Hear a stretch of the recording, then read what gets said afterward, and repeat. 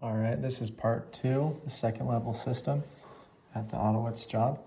Be sure that you cover up their floor as you come up. Lance has rubberized runners, so just be sure that you're covering it. And perhaps bring some extra cardboard. You can utilize the boxes from the systems that we're receiving, or also bring some more cardboard from the shop. But just be sure that you're protecting this wood floor underneath with more than just a drop cloth. So up here on the second level system, you're going to keep the humidifier cut line right there at the slip. And then basically from that slip, there's going to be a canvas and then a transition piece. The furnace and coil are going to be moving 1.5 inches to the left.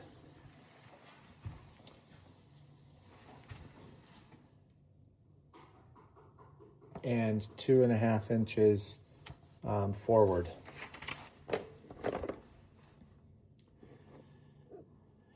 Then it's going to sit on a base. You're going to keep the existing filter box. You're going to have all new ductwork up into right here. It's recommended that you cut your flues right there so that way you can do the work underneath them. And then back behind here, you're going to have a U-shaped duct, and you need to cut open the drywall. On the back side of this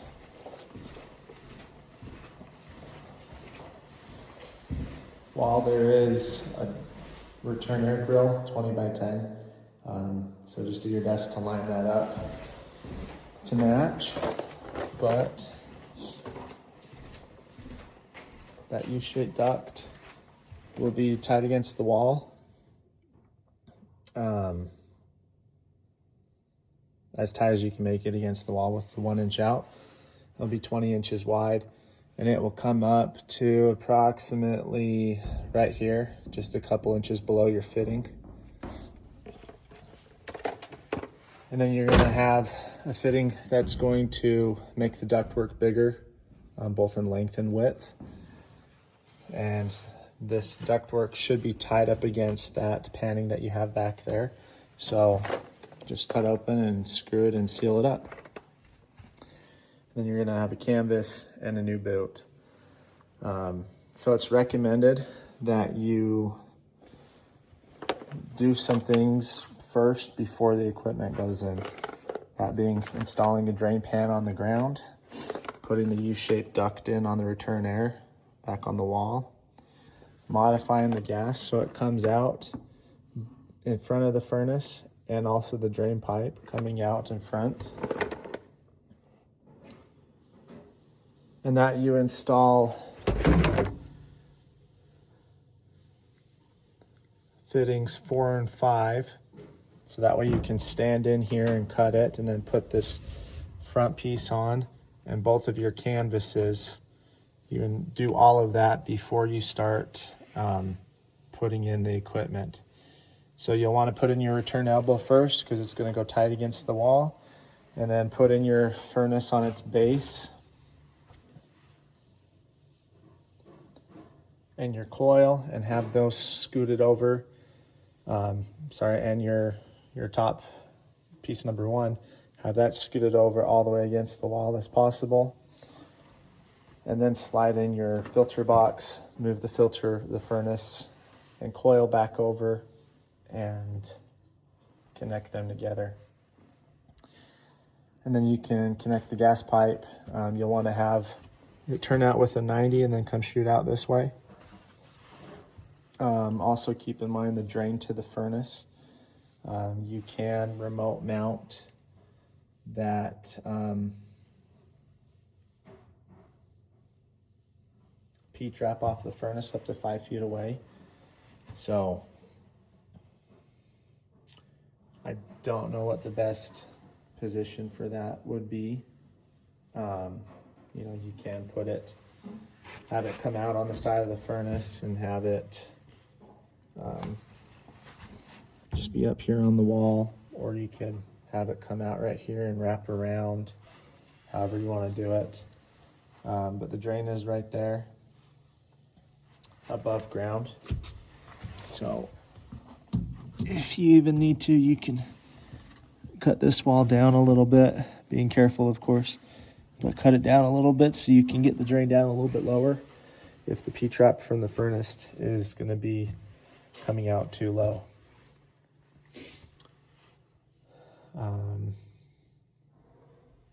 So that was that. Connect your gas and your condensate. Your gas, I think I said you have a 90 with the nipple coming out, so you can make a connection right here with flex.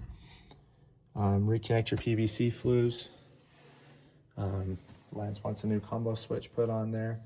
You're gonna have your stat, which is at the end of the hall right there, and your new with your RDS sensor kit. You can, instead of having it there, you can put it over here on the ductwork, whichever works. And then last thing is to install baseboard grills. There's 330 by 8s. One right there, 2 right here.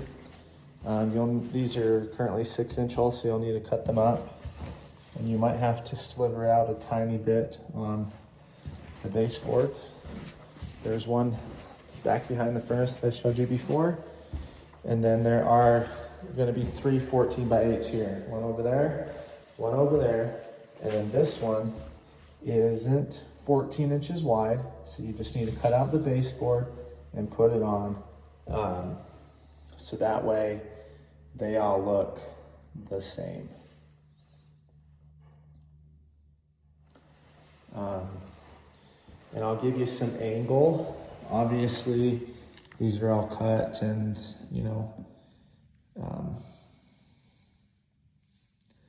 the holes, we're gonna want it to fit inside the baseboard right here. So I'll give you some angle that you can screw to the stud and, have it come out 1/2 inch or 1 inch. And then you have something that you can screw into. Other than that, this is the last of the job.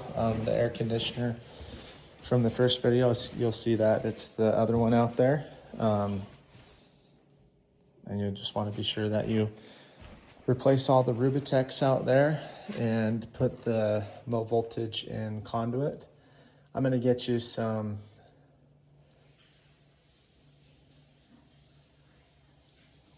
we'll just stick with Flex. Flex will be fine, or Liquid-Tight will be fine.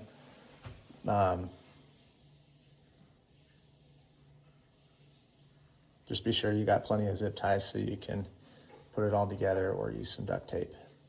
And that is that. Thank you.